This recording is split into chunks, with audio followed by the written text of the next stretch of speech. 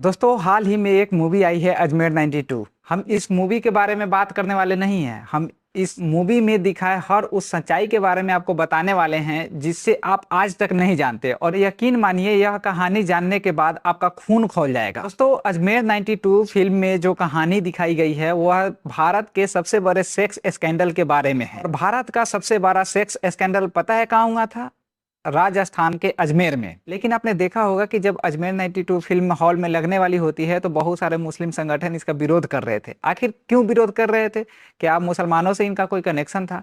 तो ये आंसर है हाँ, मुसलमानों से इसका कनेक्शन था और इस घटना को अंजाम देने वाले भी मुसलमान ही थे। इसलिए अजमेर 92 मूवी का विरोध किया जा रहा था। वो लोग विरोध इसलिए कर रहे थे कि जो सच्चाई हम इतना दिनों से दबा कर रखे हैं वो उजागर हो जाएगा तो इससे देश में विभाजन पैदा होगा। लेकिन हम किसी सच्चाई को दबा करके कितना दिन रख सकते हैं? दोस्तों शायद आपको पता नहीं होगा कि लगभग 250 लड़कियों के साथ बलात्कार होता है, उनका रेप किया जाता है और इस कहानी को कोई दिखाने वाला नहीं होता है।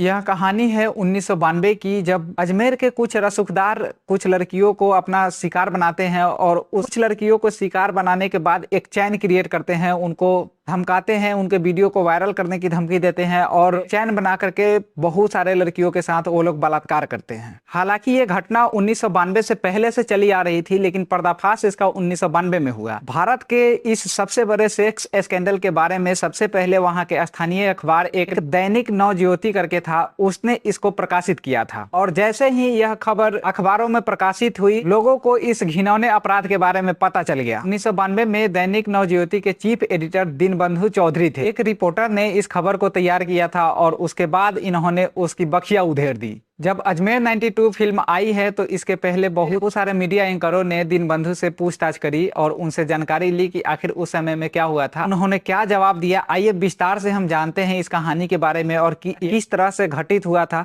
उसके बारे में हम पूरा डीप में बताएंगे। यकीन मानिए कि यह वीडियो देखने के बाद आपका खून खौल जाएगा। दीनबंधु चौधरी से जब पूछा गया इस कहानी के बारे में तो उन्होंने ये कहा, 1992 में हमारे एक रिपोर्टर हुआ करते थे संतोष गुप्ता। वो एक खबर तैयार करते हैं और उसको पब्लिश किया जाता है, लेकिन पब्लिश करने के बाद भी इस खबर को उतनी प्रायोरिटी, उतनी अहमियत नहीं मिलती है कि ये खबर बहुत ही सीरियस था, फिर भी इसको सीरियसली नहीं लिया जाता है। फिर संतोष गुप्ता दीनबंधु जी के पास जाते हैं और वो सारी बातें बताते हैं कि कैसे कैसे यह स्कैंडल को अंजाम दिया जा रहा है। दीनबंधु जी ने बताया कि अजमेर के अनाज मंडी में एक भरोसा लेबोरेटरी हुआ करता था जहां पर फिल्म्स के निगेटिव पर काम होता था। मींस कि 1992 में मोबाइल का जमाना नहीं था, हमारे पास डिजिटल कैमरे उतने मौजूद नहीं थे, तो उस समय क्या होता था कि हम फोटो खींचते थे और फोटो निगेटिव आता था, उसको फिर रंगीन करके निकाला जाता था। तो उस लेबोरेटरी में यही काम होता था। वो बताते हैं कि जब उसी लैब के सामने वो खड़ा थे तो एक शख्स आता है और वो 4 रील खरीद कर ले जाता है। लेकिन इनको डाउट इस बात पे होता है कि वो एक रील के बदले 4 गुने पैसे देता है। ये देखकर वो हैरान हो गए कि आखिर इसमें क्या बात है कि एक रील के 4 गुने पैसे दिए जा रहे हैं। वो बताते हैं कि वहां पर उनका एक दोस्त था जिससे वो इसके पीछे की वजह जानना चाहे कि आखिर इस रील को खरीदने के लिए 4 पैसा क्यों दिया जा रहा है। तो उनका दोस्त स्टार्टिंग में तो मना करता है, लेकिन इनके जिद करने के बाद वो स्वीकारता है और उनको भी वो रील दे देता है। जब वो उस रील को चला कर देखते हैं तो पता है उसमें क्या होता है? लड़कियों के वीडियो, लड़कियों के सेक्स वीडियो, लड़कियों के नंगे फोटो और उनके साथ किए गए कुकृत्य अपराध। जब उन्होंने ये वीडियो देखा और फोटो देखा तो उन्होंने अपने पत्रकार संतोष से कहा कि फोटो को एज इट इज छाप दो प्रिंट में। और वो जानबूझ करके इस फोटो को अखबार में छापते हैं ताकि लोगों में अवेयरनेस आए और लोग इसके खिलाफ सड़कों पे उतरे। हालांकि अखबारों में जब फोटो छापा गया था तो उसको ब्लर करके, उसको ब्लैक करके छापा गया था। और आपको पता है कि जब इस खबर को अखबार में छापा गया तो उसके अगले दिन सारे लोगों में हल्ला मच गया। इस खबर के सामने आते ही बार एसोसिएशन के सारे वकील एसपी ऑफिस पहुंच गए थे। फिर उन्होंने इस पर कार्रवाई की मांग की। उनके इस कदम से कानूनी कार्रवाई शुरू हुई थी।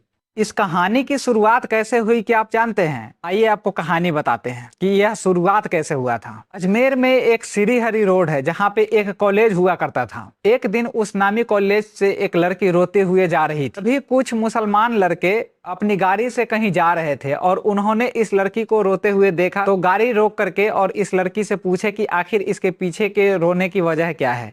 और ये लड़की बताती है कि हमारे पास उतने पैसे नहीं है कि हम इस कॉलेज में दाखिला ले सके, इसलिए लिए मैं रो रही हूँ। तो पता है उन लड़कों ने क्या करा, उन्होंने कहा कि ठीक है हम पैसे दे रहे हैं और तुम अपना पढ़ाई कंटिन्यू रखो। फिर एज इट इज होता है, उनका प्री प्लानिंग होता है उन लड़कों का, और वो लड़का पैसा देते हैं और इसे पैसा देने के बाद उसका दाखिला कराते हैं वहां पे, और उसके बाद उस लड़की से इनका दोस्ती बढ़ते जाता है, उस लड़की का भी दोस्ती बढ़ते जाता है।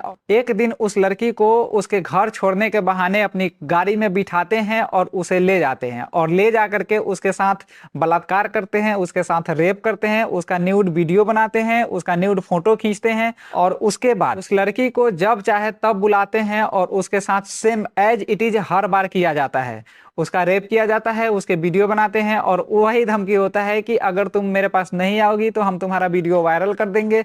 कुछ दिनों बाद वो उस लड़की को कहते हैं कि तुम किसी और अपने दोस्त को भी इसमें शामिल करो, मीन्स कि अपने साथ अपने दोस्त को भी बुला कर लाओ यहाँ। पहले तो वो लड़की मना करती है कि ऐसा हम नहीं कर सकते, लेकिन ये लोग फिर उसे धमकी देते हैं कि अगर तुम अपने दोस्त को यहाँ बुलाकर नहीं लाओगी तो हम तुम्हारा वीडियो वायरल कर देंगे। वीडियो वायरल ना हो इस डर से वो लड़की अपने दोस्त को भी बुलाकर लाती है, और इस तरह से शुरू होता है एक चेन।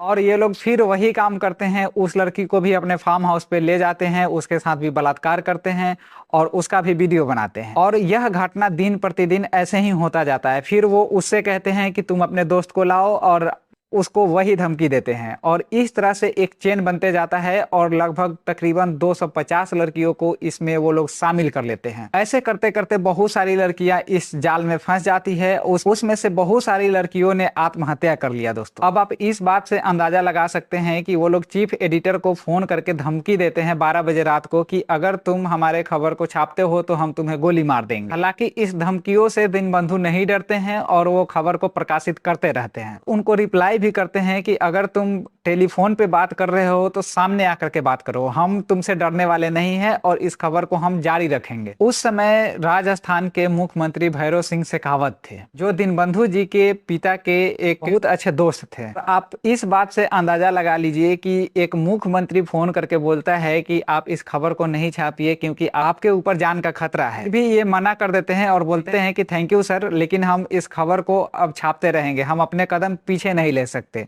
हालांकि मुख्यमंत्री का स्टैंड ये होना चाहिए था कि हम उसको सुरक्षा दे और इस खबर को और जोर शोर से छापे और जो भी अपराधी है उसको कड़ी से कड़ी सजा दिलाए, लेकिन ठीक इसके उलट होता है। हालांकि मुख्यमंत्री बाद में एसपी को फोन करके 2 बॉडीगार्ड भेजते हैं इनके घर पे और कहते हैं कि 2 गनर आपके पास हमेशा रहेंगे आपकी सुरक्षा के लिए, लेकिन इन्होंने मना कर दिया। इसलिए मना करा कि अगर हम 2 गनर को अपने साथ रखते हैं तो अपराधियों को लगेगा कि हम उनसे डर गए। जब ये बॉडीगार्ड रखने से मना कर दिए तो फिर उन्होंने कहा कि आप ठीक है, अगर बॉडीगार्ड नहीं रखते हैं तो ये काम कीजिएगा कि जब भी आप ऑफिस से घर जाइएगा या घर से ऑफिस आइएगा तो रूट चेंज कर करके आप आइएगा और जाइएगा, ताकि अपराधियों को इस बात की भनक ना लगे।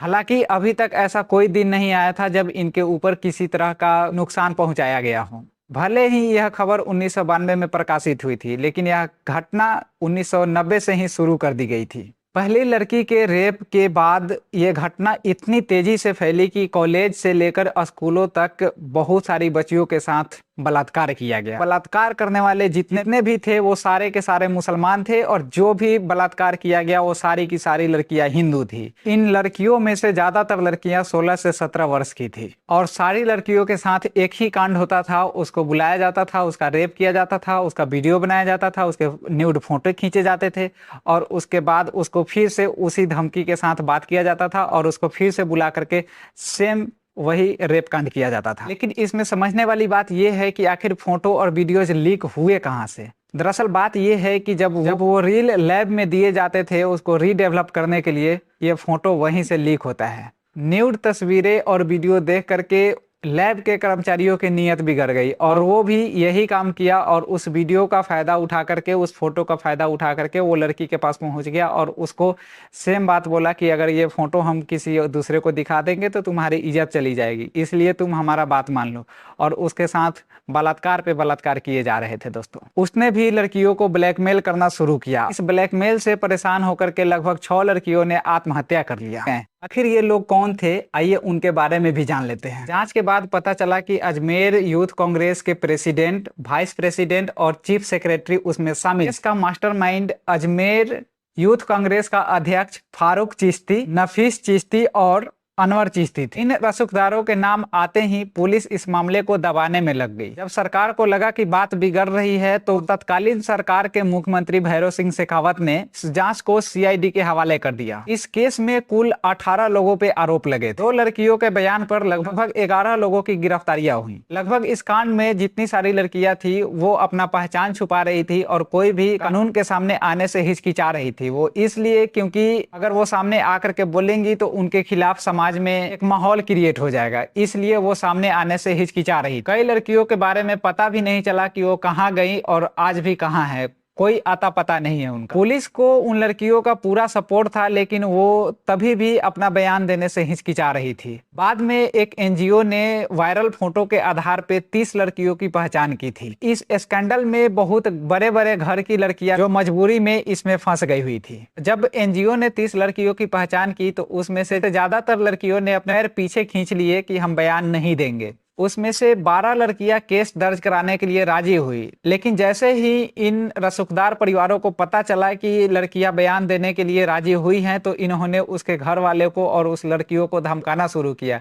उसमें से भी बहुत सारी लड़कियों ने अपने पैर फिर से वापस खींच लिए। इसमें से 2 लड़कियों ने आरोपियों की पहचान बताई, जिसके आधार पे 11 आरोपियों को गिरफ्तार किया गया था। दोस्तों, अब मैं आपको एक एक नाम तो नहीं बताऊंगा क्योंकि वीडियो बहुत बड़ी हो जाएगी, लेकिन इसका एंड क्या हुआ क्या आपको पता है? इसमें से सारे के सारे आरोपी आज जेल से बाहर हैं। कोई भी आरोपी जेल में नहीं है और सारे के सारे लगभग या तो कोई साल भर की सजा काटा, 2 साल की सजा काटा और ऐसे करके ये सारे के सारे अपराधी छूट गए। अब आप ये सोचिए कि इस लेवल तक अगर कोई अपराध कर रहा है और उसके साथ कुछ भी नहीं होता है, मीन्स कि अगर साल भर उसे जेल भी कटना पड़ा तो उससे क्या ही उसका बिगड़ गया। इस तरह से हमारी अदालत काम करती है। बाद बाकी आपको इस कहानी के बारे में क्या पता था और इस कहानी को सुनने के बाद आपको क्या समझ आया और आगे क्या स्टेप उठाने चाहिए ताकि लड़कियां मजबूर ना हो और वह किसी के डर से अपने बात को सामने ना रख पाए, इसके लिए हमें क्या कदम उठाए जाने चाहिए, आप अपनी राय कमेंट बॉक्स में